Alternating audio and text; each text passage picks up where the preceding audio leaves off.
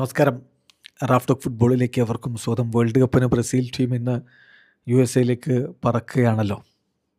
സന്നാഹ മത്സരം കളിച്ചു. ബ്രസീൽ പനാമക്കെതിരെ ഗംഭീരമായിട്ട് വിജയിച്ചു. ആരാധകർക്ക് മാറക്കാനയിൽ വെച്ചൊരു ട്രീറ്റ് നൽകി. ഇതാ പറക്കുന്നു വേൾഡ് കപ്പിന്. അപ്പോൾ ഈ വേൾഡ് കപ്പിൽ ബ്രസീൽ ഫേവറിറ്റ്സ് ആണോ? സ്വാഭാവികമായിട്ടും ഈ ഒരു കളിയുടെ വിജയം വെച്ചിട്ടൊന്നും നമുക്കങ്ങനെ പറയാൻ പറ്റൂലല്ലോ. കാർലോ ആഞ്ചലോട്ടി ടീമിൻ്റെ പരിശീലക സ്ഥാനം ഏറ്റെടുക്കുന്നത് 2025 മെയ് മാസത്തിലാണ്. അവിടെ നിന്ന് അങ്ങോട്ട് 11 മത്സരങ്ങളാണ് അദ്ദേഹത്തിൻ്റെ കീഴിൽ ടീം കളിച്ചത്. അതിൽ 6 വിജയിച്ചുള്ളൂ. 2 സമനിലയും 3 തോൽവികളുമാണ്.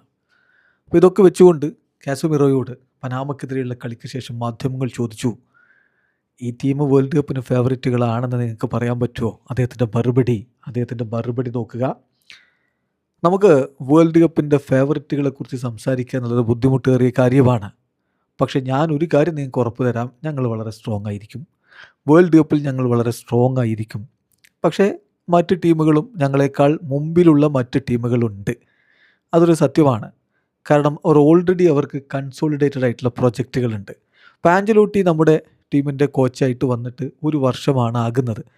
എന്ന് പറഞ്ഞാൽ ഈ 1 വർഷവും ടീം ഒരുമിച്ചില്ല. ഒരു 40 ദിവസമോ മറ്റോ ഒക്കെയാണ് അദ്ദേഹത്തോടൊപ്പം ടീമുള്ളത്. സോ മറ്റ് രാജ്യങ്ങളാണെങ്കിൽ ഒരുപാട് നീണ്ട കാലമായിട്ട് ഒരു കോച്ചും ഒരു പ്രൊജക്റ്റും ഒക്കെ ആയിട്ട് മുന്നോട്ട് പോവുകയാണ്. അപ്പോൾ അവരുടെ ഒരു പ്രോസസ്സ് നമ്മളെക്കാൾ മുന്നിലെത്തി നിൽക്കുകയാണെന്നുള്ളത് നമ്മൾ സമ്മതിക്കണം. പക്ഷെ ഒരു കാര്യം പറയട്ടെ, ഇപ്പോൾ ഇങ്ങനെയൊക്കെ ആണെങ്കിൽ പോലും ഞങ്ങൾ വളരെ സ്ട്രോങ് ആയിട്ടായിരിക്കും വേൾഡ് കപ്പിനെത്തുക. കാരണം ഞങ്ങളുടെ ഉള്ളിലുള്ള അംബീഷൻ, കുഞ്ഞുനാളിലുള്ള സ്വപ്നങ്ങൾ, അതെല്ലാം ഇപ്പോഴും അവിടെ തന്നെയുണ്ട്.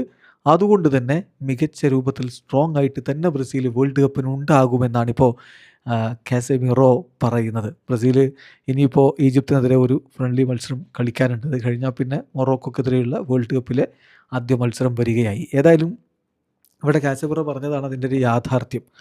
ആഞ്ചലോട്ടി ടീമിൻ്റെ കോച്ചായിട്ട് അധിക സമയമായിട്ടില്ല, അതാണ്. അപ്പോൾ അദ്ദേഹത്തിൻ്റെ ഒരു പ്രൊജക്റ്റ് ഡെവലപ്പ് ചെയ്ത് വന്ന് ആ ഒരു പ്രോസസ്സ് മുന്നോട്ട് പോയി വരുന്നേ ഉള്ളൂ.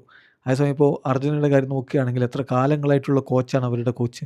അപ്പോൾ അതിൻ്റെ ഒരു ഗുണം അവർക്ക് എന്തായാലും ലഭിക്കും. ബ്രസീലിന് അതില്ല. പക്ഷേ ബ്രസീൽ വളരെ സ്ട്രോങ് ആയിട്ട് തന്നെ പോരടിക്കും എന്നാണ് ഇപ്പോൾ കാസമിറോ പറയുന്നത്. വീഡിയോ അവസാനിക്കുന്ന ഫുട്ബോൾ ലോകത്തെ കൂടുതൽ വിശേഷങ്ങളുമായി റാഫ് ടോക്സിൻ്റെ എത്താം.